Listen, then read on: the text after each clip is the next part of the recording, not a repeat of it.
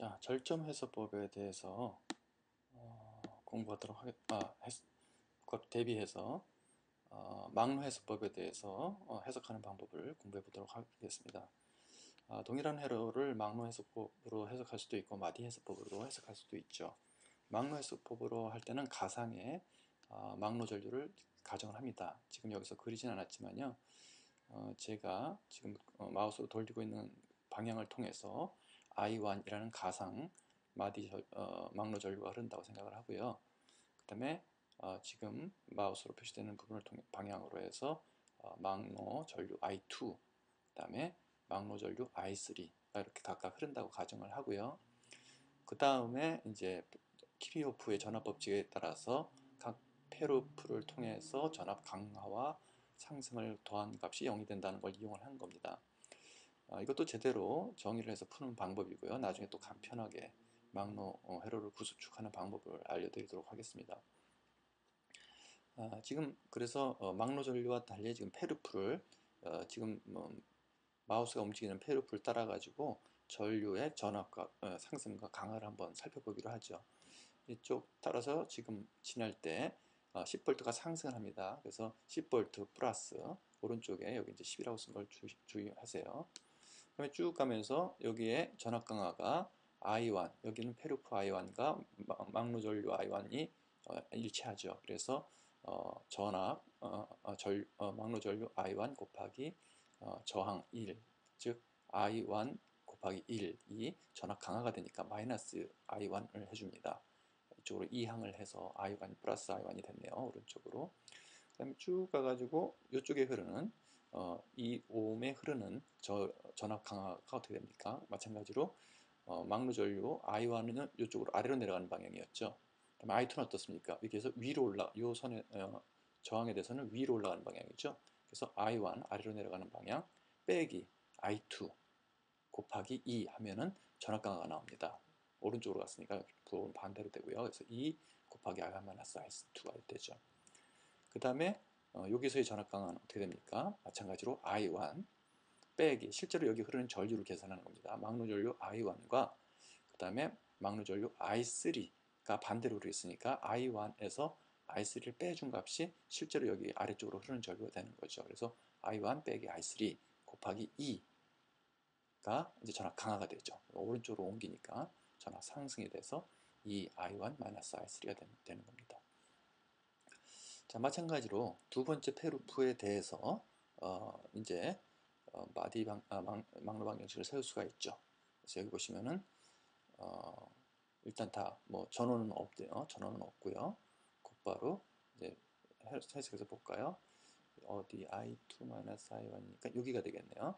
자, 이쪽 시계 방향으로 돈다고 생각하면 이쪽에 대해서요. 먼저 이렇게 위로 올라가는 방향은 그렇죠. 위로 올라가는 방향에 대해서 전압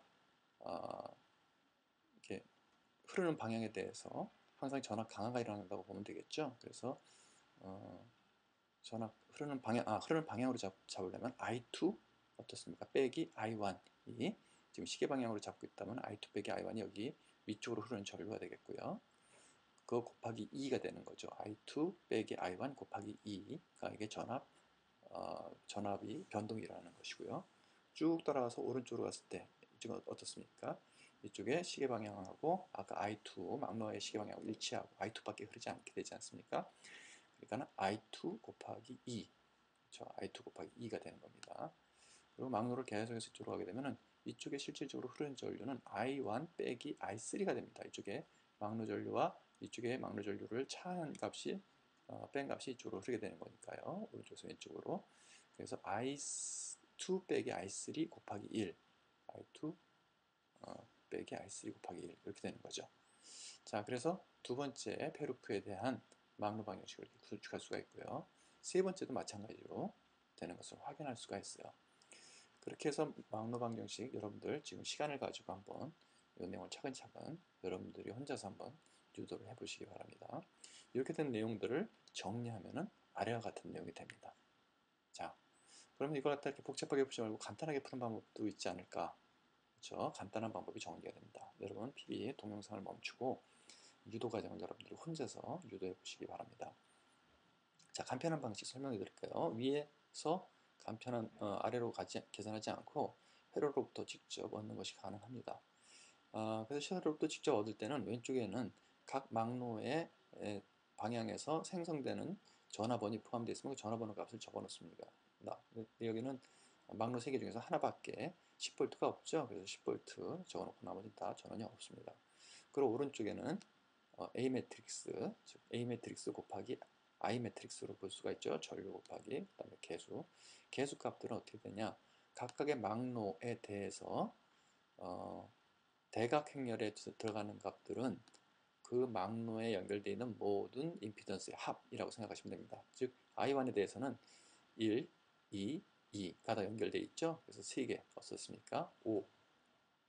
그렇죠. 또 마디 방정식 2에 대해서는 2에 연결되어 있는 모든 임피던스는 2 더하기 2 더하기 1 해서 5가 되겠죠.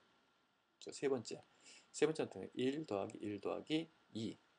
그래서 3대 5라고 되어 있네요. 그렇죠? 계산 뭐가 잘못됐겠죠? 계산 한번 확인해 보세요. 4입니다. 자, 그 다음에 저건 어떻게 됩니까? 대각행렬 이외의 값들은 그 페루프 상호간에 서로 다른 페루프 일행 2열이면 1 페루프 1과 페루프 2가 공유하는 임피던스에 마이너스를 붙인 겁니다. 그래서 즉 이게 일행 2열이니까요. 페루프 1과 페루프 2가 공유하는 저항은 2죠. 2에다 마이너스 붙여서 들어가고요. 그렇죠? 그 다음에 이건 어떻게 됩니까? 페루프 1과 페루프 3이 공유하는 마디는 어떻습니까? 역시 2입니다. 그래서 마이너스 2, 마이너스 음수를 붙여서 2가 되고요. 자, 이와 같은 식으로 그림으로부터 곧바로 이렇게 원하는 막로 방정식을 곧바로 얻는 간편한 방법이 성립이 됩니다.